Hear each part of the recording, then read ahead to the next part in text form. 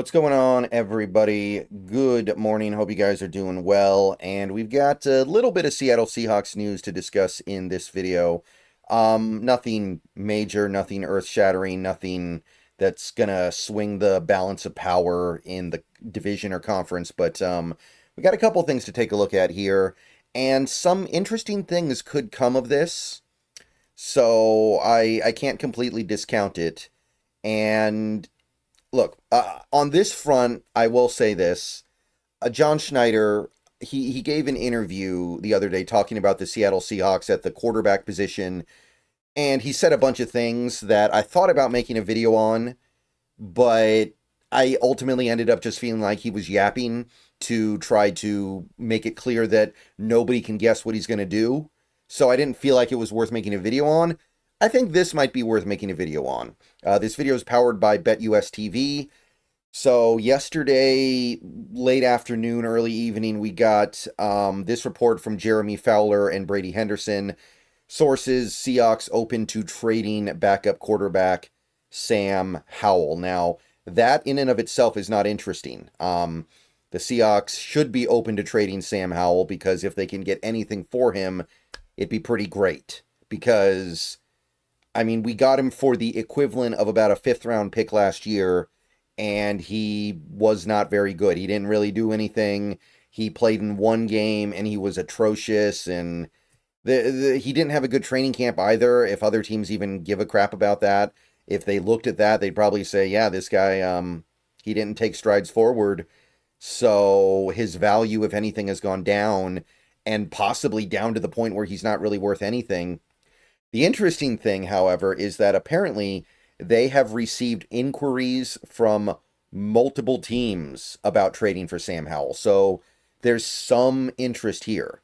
There is some willingness on the part of at least a couple of teams to trade for Sam Howell. So that leads me to believe that's probably going to happen. I think that the Seahawks may carry 3 quarterbacks this year on the active roster, but I don't think it's going to be Darnold, Locke, and Howell. I don't think that's a setup that they're interested in doing right now. I think they would go Darnold, Locke, and then a potential rookie.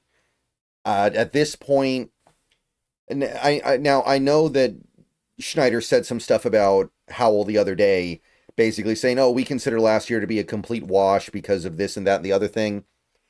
I don't know if I can really buy that. I don't know if they're looking at him as being anything more than just a very, very unlikely to pay off a lottery ticket. It's hard for me to believe that they're actually just going to dismiss what he did last year. Because I want to stress it again, it wasn't just the one game, it was the entire offseason. He was okay in the preseason, I guess, but everybody who was at training camp and everything that we saw out of training camp from the outside looking in was that Howell didn't look very good. So I don't think there's a lot of interest in keeping him around as like the potential future of the position.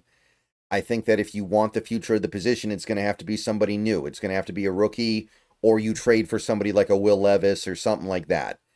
So I do think that the team is looking to move off of Howell, and if they've received inquiries from teams interested in acquiring him, then I think that that is probably going to happen. And don't expect much.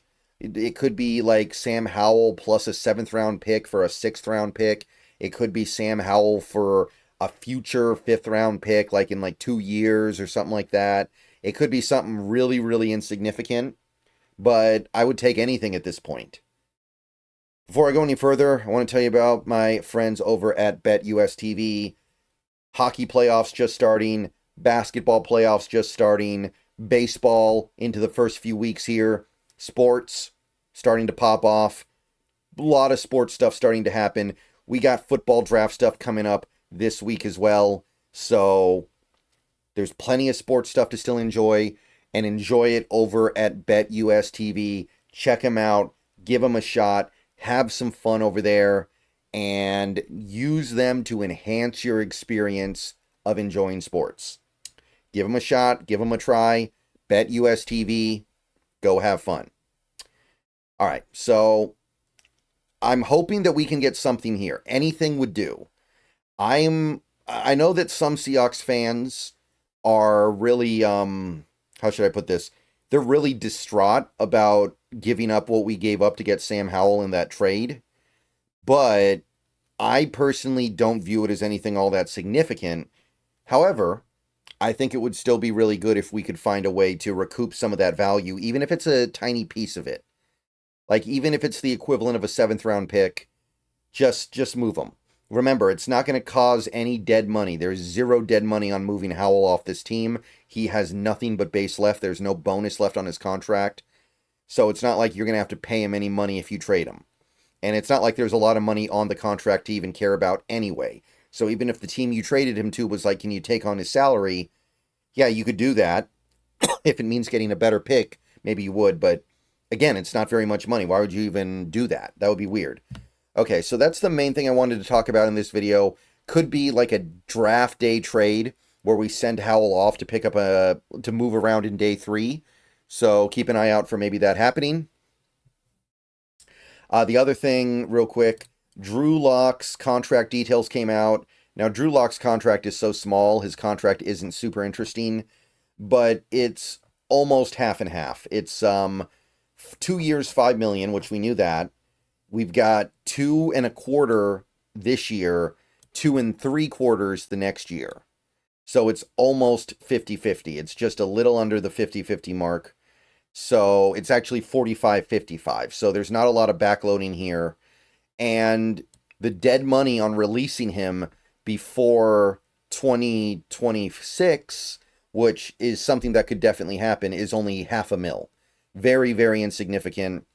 What is that? By the time we get there, that's probably going to be like 0.2% of the salary cap. So not much to say there. And if you're going to look at it like this, like, okay, the cap hit for Drew Lock this year is $2.25 million, 2 1/4. That's pretty reasonable. Remember, if you look at other backup quarterbacks in the league, there are other backup quarterbacks in this league that are better than Drew Lock, but they mostly cost a lot more money than this. Drew Lock himself as a backup quarterback cost like $5 million for 1 year last year. And if you look at Sam Howell's contract, his cap number for 2025 was going to be $1.1 million. So if you move Howell and you now have Drew Lock as your backup, you have upgraded from Howell to Lock. And I do think going from Howell to Lock is a noticeable upgrade. That is bringing on an increased cost of what? $1.15 million. So basically you're doubling the amount of money, slightly more than doubling the amount of money you're spending on your backup quarterback.